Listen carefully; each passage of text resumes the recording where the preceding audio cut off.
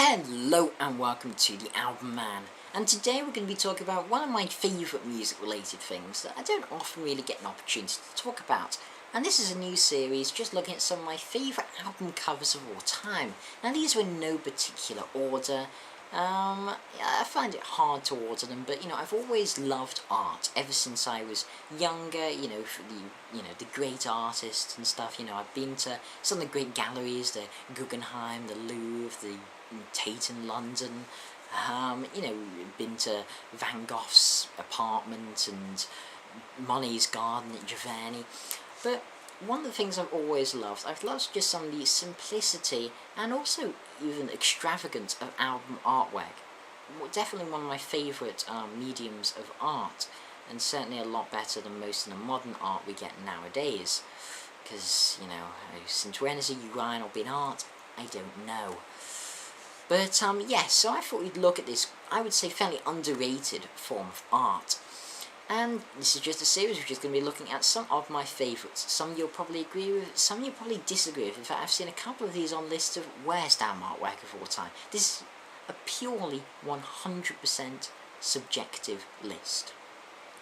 Okay, so we're going to begin with Black Sabbath's Heaven and Hell.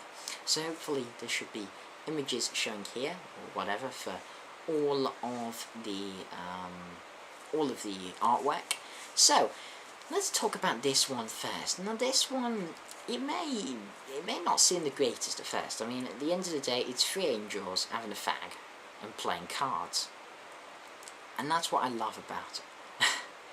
I just find it so amusing.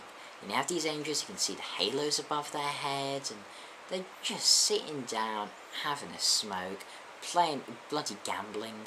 I mean, angels smoking and gambling, it's not something you often see. And yeah, I think it sums up the album, the perfect mix of the heaven and hell. You have the angel representing heaven, of course, and then the temptations, I assume, by a devil figure, or, sang as the hell. I just think it really sums up the album. It's really simple, it's fairly simplistic, but I just think it's so effective. And yeah, of course I have a bias towards it. My favourite metal album of all time. But genuinely, I really like the cover. Okay, secondly, let's take a look at Holy Diver. Now, this is, oh my god, this is such a cool album cover. If you don't like this, then you just mental. So we have dark grey skies and orange backgrounds, big mountains, almost like flipping Mordor or something. And then we have some giant satanic sort of minotaur beast thing with a bloody whip made of metal chain, and he is like chaining up a priest in the sea. It's just so cool. I mean, it's just drawn so expertly. I just absolutely love the art style in this one. It gives a really sort of dark but yet fun vibe, which really it sums up the album. I like artwork that really captures the album, and I think this does. It has that sort of fantastical, almost Satan-y type lyrics that Dio sometimes goes for. But then again, with some the more fun elements to his music, like Stand Up and Shout on this album, and yeah, it's just so great. Now let's take a look at, this is definitely one of my favourites of all time, and how could we, we have to start this with a bit of Roger Dean. So what better way to start than my personal favourite Roger Dean artwork, which of course is Asia's Asia. There's just something about this that just has always captured me. Even before I liked Asia, I loved this album artwork.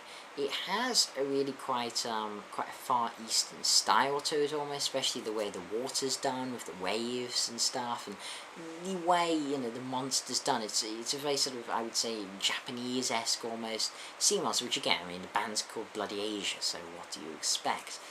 But, yeah, and then there's this mysterious sort of like silverish like ball that it has, and who knows what the hell that is, but I just think it's so cool. I love the way the water's drawn, these stormy seas, and as the big sea serpent almost, I think, is coming out, and it's just such a beautiful shade of blue, the serpent as well. Yeah, I just love everything about it. You know, I've always been a sucker for pictures of well-drawn monsters that are interesting with bright colours, and yeah, it just has a really nice colour palette to it. You know, contrasted greyish sky. Yeah, I just think it's a lovely, lovely piece of work. And I mean, Roger Dean's obviously going to appear quite a few times on this list. And now we get to Caravan. I always talk about Caravan as one of the more underrated bands in the progressive rock scene, as I do consider this album, In the Land of Grey and Pink, to be one of their finest, and I love the artwork. You might say, what's so special about it? It looks like some, you know, just a sort of a fantastical, druggy-ish village near mountains, but just in some pink inks, and the colour palette doesn't look particularly special. I mean, there's some darker, you know, blacks and stuff. Mainly it's just pink ink. That's what I like about it. I think it's a very interesting one. You might expect it, you know, to be partly grey, partly pink, which it really isn't. It really only captures the pink. But it definitely sums up part of the stoned feel you get from the album. There's no doubt in my mind they made this album on some, you know, pretty heavy drugs. I mean, as they even say in the title track, you know, sail away to get some punk weed. I wonder what that's a term for. You know. And I think it really gets across that feeling with its very simple colour palette, but again, very effective. Lovely, lovely inks, all very carefully drawn. Lots of detail in the stonework and in the flowers. It's just very unusual. It's just an unusual way to draw things, and an unusual colour palette, and that's what I like about it. It's very unique, very distinctive, and especially the fuller versions of the, you know, 4 Little Picture, just fantastic work. Okay, next I'm going to talk about 10 an episode if I haven't already mentioned that. So now we're going to take a look at, I would say, one of the more underrated album cover artists, and this is Rodney Matthews. And he's going to appear a couple of times in this list as being one of my favourites. And here we have Magnum's Into the Valley of the Moon King. Now again, you may look at this and think this looks like some maybe fairly generic-ish, maybe sort of, you know, power metal type artwork, when Magnum are more melodic punk rock, but they certainly do have artwork which could fit any German power metal band. But to me, it sums up the album. The album is literally about, well, I mean, it's not a concert album, but, you know, the title track certainly is about Moon King. It has a very fantastical, very wizardy feel to it. It's hard to describe. But yeah, I just love, you have the bright yellow moon, you know, and then you have this, you know, utopian city in the background, and then more in the foreground you have, you know, just this, I assume maybe a Moon King wizard figure, and then just this little boy just looking out upon this magical realm, and then you have a bloody tiger just in the top, this lovely drawn tiger. I just love the colours in it. It's just, that middle section, it's just really vibrant, really interesting colour palette, fantastically drawn as you'd expect from Rodney Matthews, such a high calibre artist. And I also like the way it's almost just like, it's a little portal, just looking into the world. You know, you have the rest, just the sort of shades of blue and black around it, just to suggest that, you know, you're looking into a portal, into a non-existent world. And it just gives that great, almost, you know, Lewis Carroll feel to it. Yeah, I love this. I think there's just something so interesting about it, so interesting. Okay, and next we have Number of the Beast. Yes, how could I start a list like this without mentioning Number of the Beast? I think it's a fantastic album cover. I like it quite a bit. I mean, we have Eddie. It's my favourite carnation of Eddie. We have Eddie as almost a master of puppets, you know, with the devilish Lucifer figure in his, you know, in his puppet strings, and, you know, a fire spell in one hand and flames all along the floor. It's a fantastic depiction of hell, and yeah, you know, the beast and, you know, the devil, and playing off that type of satanic thing they were certainly accused of in many bands in that time, you know, metal bands certainly were. And yeah, I love the attention to detail, the wrinkles on, you know, Eddie's face, and just the general style. It has quite a mystical feel to it. Yeah, it's just such a classic cover for more reasons than just the music, which obviously in itself is enough to make it a classic album. Now, enough of my absolute favourites. Into the Land of the Crimson King by, of course, King Crimson. The very simplistic screaming man, the 21st century schizoid man. And if you look in the extended one, you see his ears, and it's just, I find it quite, it's almost disturbing, to be honest. The expression in his eyes is just one of sheer fear.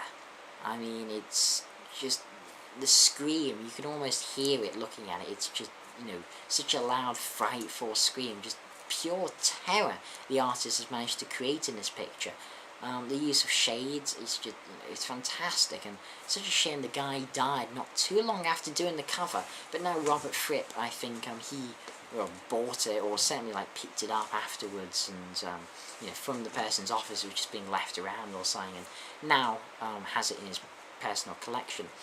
But yeah, I just think it's a beautiful, well, it's hard to say beautiful because it's almost terrifying, but it certainly makes an impact. It makes you look at the cover and think, what the hell is this? I mean, it definitely conveys that sort of almost dystopian view that, Lake and Fripp give out from the album, especially with songs like 21st Century Schizoid Man. It definitely captures the absolute essence, I would say, of that album. And of course the Moonchild in the sort of middle is also fantastic as well, but he ain't on the cover. Sgt. Pepper's Lonely Hearts Club Band. What more can be said about this album artwork, except for it proves Paul McCartney's dead? No, it doesn't really, but do watch my Is Paul McCartney Dead video if you haven't already. I do investigate a lot of this album, go into a lot of depth on this album. But yes, I like this cover a lot. I mean, you could say maybe I'm including it there just because it's so iconic, but I don't know, I just love what they did with it. The fact they have all the famous figures from, Bob Dylan to Marlon Brando to, even just cutouts of themselves to just, there's so many figures from throughout time and history, and so many figures of pop culture from, just pretty much everyone you could think of from that time. It's quite amazing. It really just strikes you. Again, some of the others I like the simplicity. This one I like the complicatedness of it. There's so many little things. I mean, of course, there's on the doll. There's the driving glove and the car, and then you have almost the guitar-like thing below the Beatles. You have the little statue, and there's just so many details in this. You can just look at it, and then every time you look at it, almost you see something new. And that's what I love about it. And then you have the striking colours in the middle. I mean, it's such a vibrant picture. All the different colours, from the flower arrangement in the front to the almost tropical landscape to the Beatles themselves, Sgt. Pepper uniforms. Such an interesting cover. Rage Against the Machine's self-titled album. And well, I like this one simply because it's hard to say you like it, because at the end of the day it's a Tibetan monk on fire. And it's hard to say you like Tibetan monks on fire. I'm very much, free Tibet. I have to say, I don't believe in the Chinese oppression of Tibet whatsoever. But, yeah, I think it's a really powerful image. And I think even for Rage, it took some guts to put something like that on an album cover. And, considering it was quite a commercial hit, to put a monk on fire, yeah, that's a ballsy move. And it's such an iconic photo. And, I mean, yeah, it's brilliant. I didn't actually know at first, for the first couple of years of, me owning this album, I've had it for a while, I didn't actually know it was a person. I saw it something completely different. I don't even remember what I saw. Maybe it was like a storm or something. I didn't see it as a flaming man. Only later I found out what it truly was. And yeah, I think it just has such a huge impact. Yeah. Great, very, very interesting, bold cover. And lastly, we're going to be taking one more look at good old Dio. Dio's going to appear a lot here because I just love artwork like this. I mean, it has a dragon. It's killing the bloody dragon. it has a giant dragon breathing fire, really beautifully drawn dragon, loads of peasants like seem to like attack it and stuff, and oh god, is it cool. I mean, you have a storm descending on it, breathing fire into the heavens, and peasants descending trying to kill it. How cool. How could you not like that in any way? It's such a beautifully drawn, traditional green dragon. Lovely, lovely shades of greens are used. Yeah, it just really stands out for me. It stands out definitely as a truly classic album cover. So yeah, that's all I'm going to look at in this probably quite long part. Yeah, 16 minutes. A bit longer than I thought, but yeah, I hope you enjoyed it. I hope to be doing more. This has been the Alpha Man. Thanks for watching. Comment, subscribe, and as usual, long live rock and roll.